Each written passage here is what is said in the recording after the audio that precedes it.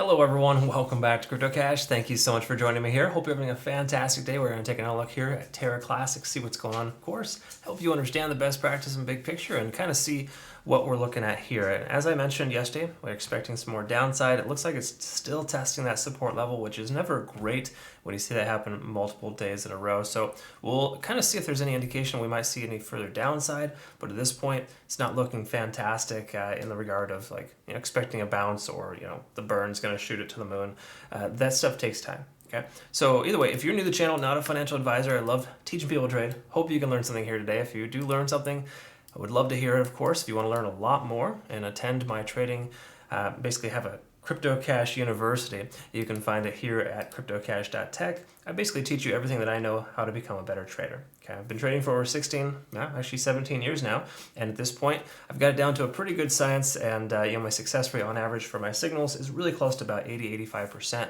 So be sure to check that out as well. That's also another part of my website where you can actually become a better trader by learning about my signals. The last thing too is when I send out my signals, I recommend using BitGet because of course in the United States there's no requirement for KYC, and what's beneficial there is that you have no leverage restrictions. Okay, so in the US you can pretty much use leverage without any KYC or no VPN for ByBit, for example. BitGet's where it's at. And I can tell you that they have a really nice bonus. If you transfer over funds and use their exchange, you actually benefit from that bonus as well. So be sure to check that out. Really awesome. The only reason I partnered with them is because they do really help out a lot of my members, because it's hard in certain states or countries rather that to find leverage trading, and leverage is a big deal right now, especially in crypto. So definitely something to check out. So here's the thing with Terra Classic. As mentioned yesterday, we had a bit of a downtrend to bounce off somewhat of a support zone. Once again, we do have this strong volume profile right in the range of the price action at 28,000. Okay, so the price action is below that right now, but generally speaking, 28,000 is essentially that area that we need to, I would say, focus on for a key level support. And what I want to do is zoom out just a little bit, of course, and if you take a look at the other volume, there's still a lot of volume, obviously, in the range of 10 to 15,000, of course, but just before the price action went pretty much parabolic, you can see that it consolidated for about 4 days straight right at 28,000. Could not pass that level, and then it shot up, of course, came back down to relax at that point. It's very common for parabolic increases to come back to their starting point based on how far up it goes, right? Because you look at this, in only 4 trading days, the price action went almost 140%. I mean, if you add another week, you're looking at like 300 to 400% for 7 days of trading, or however you want to look at it. It's a lot in a short amount of time. Right? So in that sense, I just try to always teach my members, hey, when something goes up that fast, it has a propensity of going down pretty quick as well. So it makes perfect sense as to why that is. And what we can see now too is that Bitcoin is kind of aligned itself with Terra Classic, or the inverse as well. Whereas when Bitcoin has a little pump, Terra Classic will jump up, and then it also comes down as well. When you see that happen and there becomes this uniformity, it really just tells us that there's a lot of adoption from larger market industries, right? Because again, when Bitcoin was struggling, Terra Classic was killing it. Now Terra Classic is aligning itself in a lot of ways with Bitcoin, has similar behaviors, and that really tells us that there's a lot more retail investors in there controlling the market, because folks like you and I aren't going to sell or buy based on Bitcoin doing well or not, right? Traditional markets, those who trade with a lot of capital are the ones are basically doing that.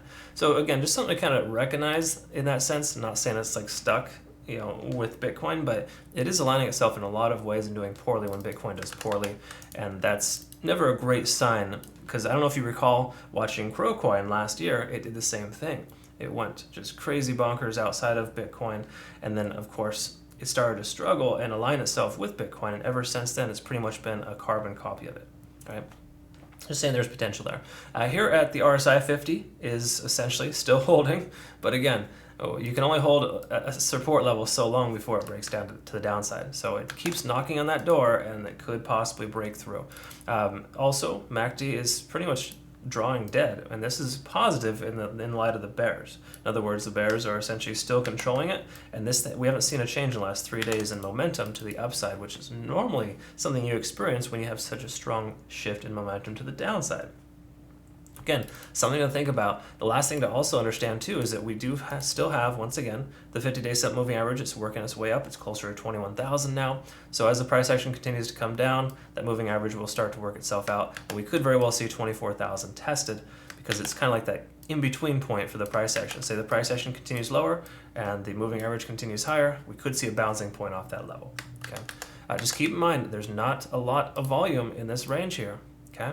That is a concern, because it really just tells us that we could very well see a pretty significant gap down if we were to lose this current support level or range between 24 to 28,000. Again, these are just very realistic things, regardless of any fundamentals that you believe and how much you think or know that this coin is going to go to at 1 cent or $1.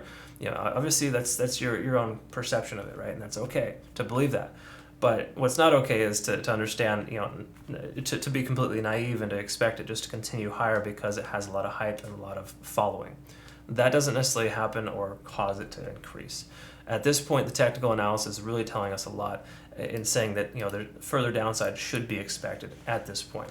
Because again, look at how it's holding on right here at this level. This is a typical sign for a bearish type of divergence where the price comes down and continues lower. So again, just some things to kind of think about here and recognize it's not looking fantastic by any stretch. And if we took a look at the RSI on the 50, we can see that's not even a close reminder right now. In other words, until the price gets back up in the 30 to 32,000 range, we're not going to see 50 tested or broken.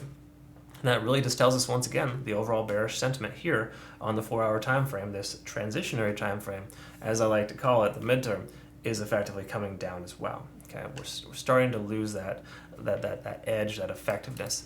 Same thing here with the MACD, kind of drawing dead in a lot of ways. So in truth, we are fairly range bound for the moment. Between 24 and 33,000 is a very wide range, but you know, presently it's between 28 and 32 essentially. But I really just feel like we're going to lose this support level soon, the way that's behaving. Okay. Now moving on to the 1 hour. Let's quickly take a note here, of course, and bear in mind we are fairly range bound for the moment, so the Ichimoku cloud can give us some false positives. But in this regard, what we can see is, of course, the conversion line is below the baseline, so there is some momentum that it wants to try to come up higher, but we still got the resistance level of both leads on the cloud. And then furthermore, the lagging span is not clear of price action, so there's really no good sign here to take entry as far as like a conservative indicator giving you like a really good signal one way or the other. Okay. Furthermore, as well, if we take a look at TD sequential, we're getting a decent amount of resets. We're down to a 7 right now, so hypothetically we could see a small bounce, but I don't really think it's going to be significant in that sense. We could very well see further downside after further consolidation.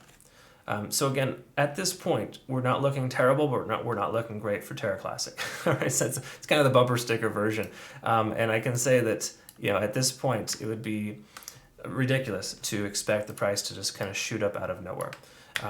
Again, there could be some fundamental catalysts that cause that to happen. That's pretty much what occurred here with all this hype around the burn. But now that the burn has quote-unquote happened, not officially, I know there's still plenty of burns to happen. It was just one of many, but generally speaking, you know, you can see how anticlimactic those can be sometimes. And a lot of times it's the buy the rumor, sell the news issue, where this is the rumor and this is the news right here. Just kind of Humpty-dory, nothing really going on. You got to keep in mind too, though, Bitcoin is misbehaving, and that has a lot to do with this as well. If Bitcoin is doing better, there's a great chance Terra Classic could be doing better as well. Same with most altcoins. So again, just some food for thought, I guess. That's pretty much all I have for you here. Thank you so much for joining me. I hope you learned something today, of course. We'll cover Terra Classic again soon.